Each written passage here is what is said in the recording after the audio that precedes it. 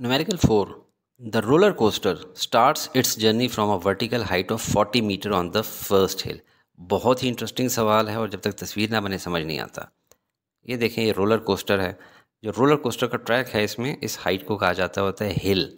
तो ये हिल 1 है और ये हिल 2 है। तो roller coaster starts its journey from a vertical height of 40 metre. ये 40 मीटर की हाइट है, इसको हम हाइट 1 कह देते हैं।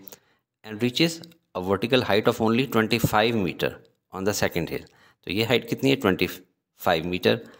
Where it slows to a momentary stop. अब ये काम की चीज़ें देखें, स्टार्ट कैसी की थी? वर्टिकल हाइट से, यानी कि यहाँ पे इनिशियल वेलोसिटी 0 थी, यानी कैनेटिक एनर्जी यहाँ पे 0 थी, चल नहीं रही थी। यहाँ से स्टार्ट किया इसने और यहाँ पे भी आके मोमेंटरी, थोड़ी देर के लिए तो दारी बातें ऊपर जब आती है तो हल्का सा रुकती है ना, फिर आगे जाती है।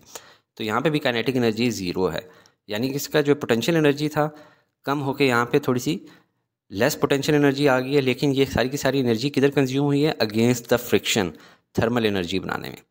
तो it travelled a total distance of 400 metre. Displacement नहीं कहा कि यहाँ से स्ट्रेट डिस्टेंस जो है, शॉर्टर डिस्टेंस का है कि पूरा डिस्टेंस कितना ट्रैवल किया है, 400 मीटर है।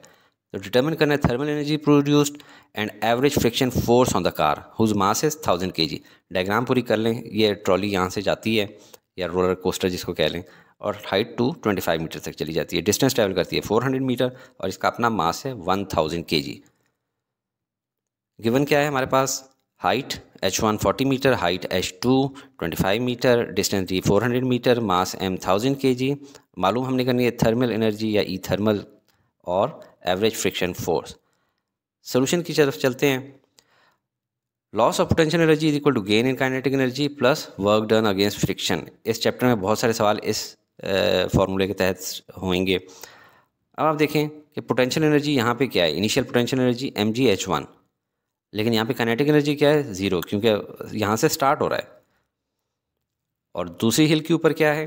पोटेंशियल एनर्जी फाइनल mgh2, और काइनेटिक एनर्जी फाइनल क्या है? 0, क्योंकि यहाँ पे मोमेंटरी स्टॉप कर गया था।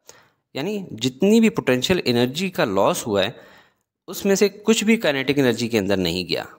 सारा का सारा जो है वर्क डन अगेंस्ट फ्रिक्शन, ये जिसको थर्मल एनर्जी प्रोड्यूस हो रही होती है, उसके पहिए गर्म हो रहे होते हैं, तो वहाँ पे जाती है। अब इसको सॉल्व करते हैं। लॉस ऑफ पोटेंशियल एनर्जी यानी potential energy initial minus potential energy final, और gain in kinetic energy final minus kinetic energy initial, जो कि दोनों 0 ही हैं, plus work done against friction.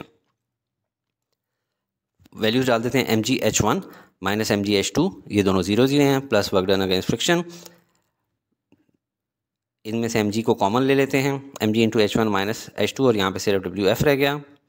Values डाली 1000 multiply by 9.8 multiply by 40 minus 25, 9800 इनसे आ गया और इनसे 15 आ गया। तो वर्क डन अगेंस्ट फ्रिक्शन आ गया 147,000 जूल। और ये मैंने आपको बताया था क्या है, जितनी भी पोटेंशियल एनर्जी कम हुई है वो सारी की सारी कहाँ गई है? काइनेटिक एनर्जी तो कुछ बनी नहीं, तो वो सारी की सारी फोर्स ऑफ फ्रिक्शन को कम करने में आई है। और जो इसके व्हील्स गर्म हो रहे थे, थर्मल एनर्जी प्रोड्यूस कर रहे थे, वो हैं। तो थर्मल एनर्जी है ये basically work done against friction, जो है फ्रिक्शन है। तो ये हमारा पहला पार्ट सॉल्व हो गया। दूसरा है एवरेज फोर्स ऑफ फ्रिक्शन। अब देखिए वर्क का फॉर्मूला क्या होता है? Force into distance. हमारे पास वर्क की वैल्यू आई भी है 147,000, तो work is equal to force into distance होता है। तो वर्क डन अगेंस्ट फ्रिक्शन होगा force of friction into distance.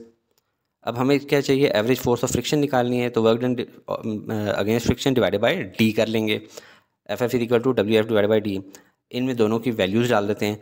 147,000 divided by distance कितना था? 400 मीटर। इससे हमारे पास एवरेज फोर्स ऑफ फ्रिक्शन आ जाएगी, जो कि है 367.5 न्यूटन। अस्सलाम वालेकुम स्टूडेंट्स, अगर आप चाहते हैं कि आपके टीचर ये वीडियोस बनाना कंटिन्यू रखें तो ज़रूर लाइक, शेयर और सब्सक्राइब करके हौसला अफजाई किया करें।